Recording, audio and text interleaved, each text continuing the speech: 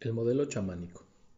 El modelo chamánico es bifactorial, es decir, considera la existencia de dos niveles generales de la conciencia. Algunos chamanes denominan a estos dos reinos el mundo visible y el mundo invisible.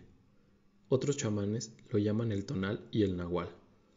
El mundo visible equivale al tonal y se refiere al nivel de la conciencia cotidiana. En cambio, el mundo invisible o nahual hace referencia a un nivel de conciencia solamente accesible para los videntes. Los chamanes o guirames de la Sierra Tarahumara hablan de la coexistencia de tres espíritus en cada persona, denotando con ello la presencia de por lo menos tres niveles de la conciencia. El mundo invisible para los graniceros del estado de Morelos, en México, está poblado por seres astrales que desafían la gravedad y viajan por el espacio realizando trabajos de ayuda. El chamán puede tener acceso a ese reino sutil, adquiriendo en su contacto con él otro nivel de conciencia. Algunos chamanes mexicanos son capaces de penetrar en estados de trance mediumnístico, cambiando no solamente su personalidad habitual, sino manifestando un conocimiento que no pertenece al nivel de la conciencia de la vigilia cotidiana. El linaje del chamán nahual, don Juan Matus de Sonora, ha desarrollado todo un modelo acerca de la conciencia y sus niveles. En este modelo, la percepción aparece como resultado de la alineación de dos sistemas de emanaciones, uno externo al cuerpo y el otro interno. El cuerpo al que hace referencia este modelo no es el cuerpo orgánico, sino un cuerpo energético luminoso que es visible para un vidente. La alineación de emanaciones se modula a través de la acción de un mecanismo de focalización que don Juan Matus denomina punto de encaje. Este se localiza en la superficie del cuerpo o capullo luminoso y dependiendo de su posición en este, alinea diferentes bandas de emanaciones, dando lugar a percepciones de realidades alternativas. Los niveles de la conciencia dependen de la profundidad en la que se sitúa el punto de encaje. La similitud entre este modelo y el sintérgico, que afirma que la percepción surge como resultado de la interacción congruente entre un campo neuronal y la latiz del espacio-tiempo, es obvia. Una de las características comunes de todos los chamanes auténticos es su capacidad de comunicación directa, la que les permite conocer, sin el uso de instrumentos verbales, el estado de la conciencia de quienes los visitan. Esta capacidad indica que el campo neuronal del chamán se halla en posibilidad de interacción fluida con otros campos neuronales y con la capacidad de decodificarlos. De la misma forma, el chamán parece ser capaz de decodificar y experimentar en forma directa ambos hipercampos. Se podría postular la existencia de un nivel de conciencia chamánica que he denominado la banda chamánica. El modelo chamánico es complejo y varía de linaje a linaje, aunque en todos ellos se vislumbran características comunes como las anteriores mencionadas, y en especial la existencia de un modelo de conciencia chamánica generalizada. El modelo budista.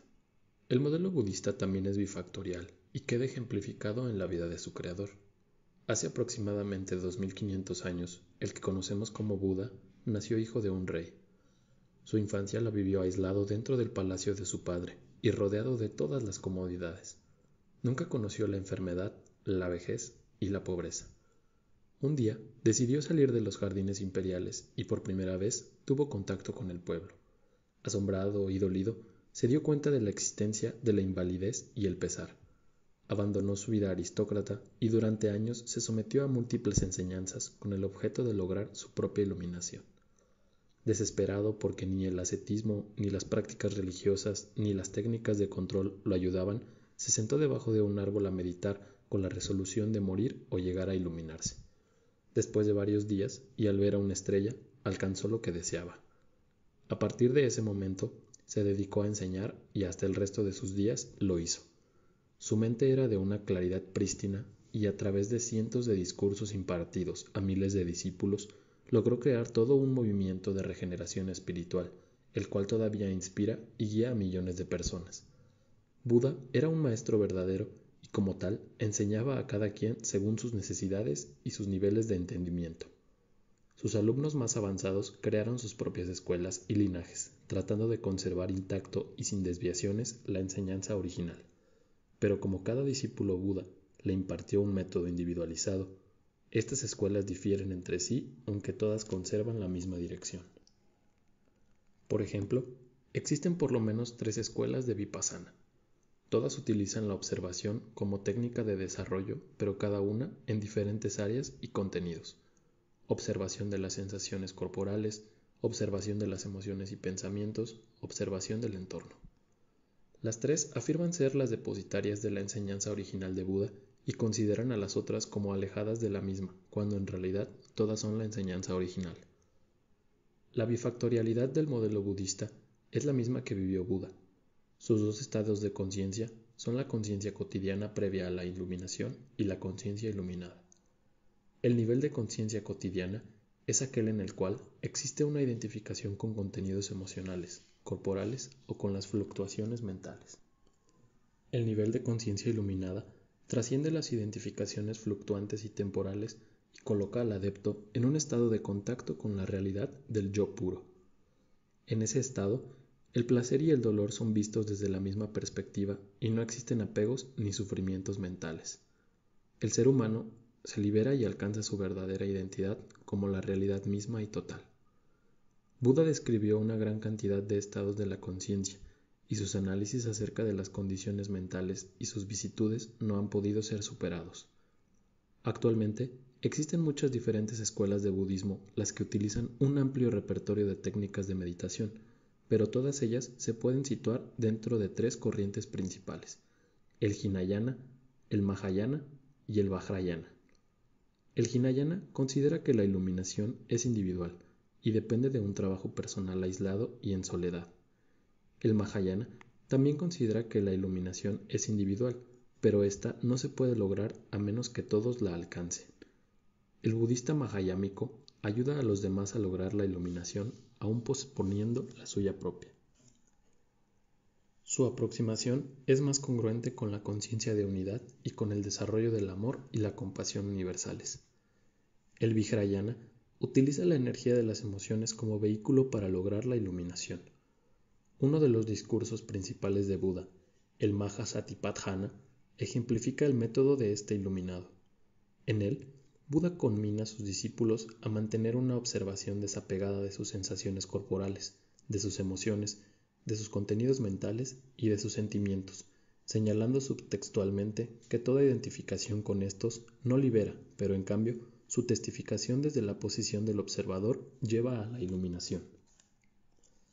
En el Sutra Surangama existe otra indicación en el mismo sentido. Aquí se menciona la existencia de diferentes estratos o niveles de la conciencia.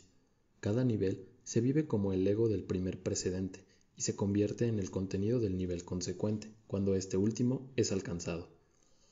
En este modelo, la consideración fundamental es la inexistencia de un estado yoico absoluto y la idea de que lo que hace avanzar de nivel en nivel de conciencia es la inclusión de contenidos de la experiencia dentro de un proceso de observación inclusiva. Estas consideraciones claramente coinciden con la descripción de los procesos de neuroalgoritmización tratados en los capítulos precedentes. Por otro lado, uno de los conceptos más queridos del budismo es el de shunyata o vacío. Se entiende por shunyata la idea de que ni los objetos ni el yo poseen existencia absoluta e independiente.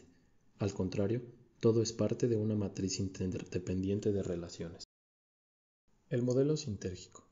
El mayor deseo de todo pensador es llegar a una concepción de la realidad que permita aceptar su diversidad infinita, pero que al mismo tiempo lo sitúa en la perspectiva de una visión unificadora de la misma. El modelo sintérgico pretende lograr este ambicioso propósito a través de la conceptualización de un esquema que explique la creación de la percepción. De acuerdo con el modelo sintérgico, la conciencia es un atributo de la latiz del espacio-tiempo, cuyo estado fundamental o básico constituye también el estado primordial de conciencia, lo que bien podría denominarse conciencia pura. Los diferentes niveles de la conciencia son otros tantos estratos de las distorsiones que la estructura básica de la latiz puede asumir. La conciencia humana, por ejemplo, aparece cuando el cerebro humano logra crear un campo neuronal que instaura una macrodistorsión hipercompleja en la latiz. Desde este punto de vista, una imagen visual, como ya vimos, es en sí misma una particular distorsión tridimensional de la latiz que requiere, para ser activada, de un cerebro humano y un campo neuronal, pero que no precisa de un observador para existir.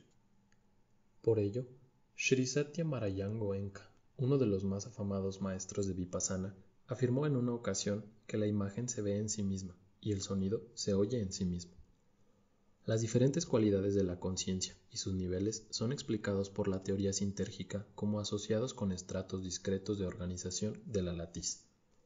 Estas bandas sintérgicas corresponden también con estratos discretos del campo neuronal.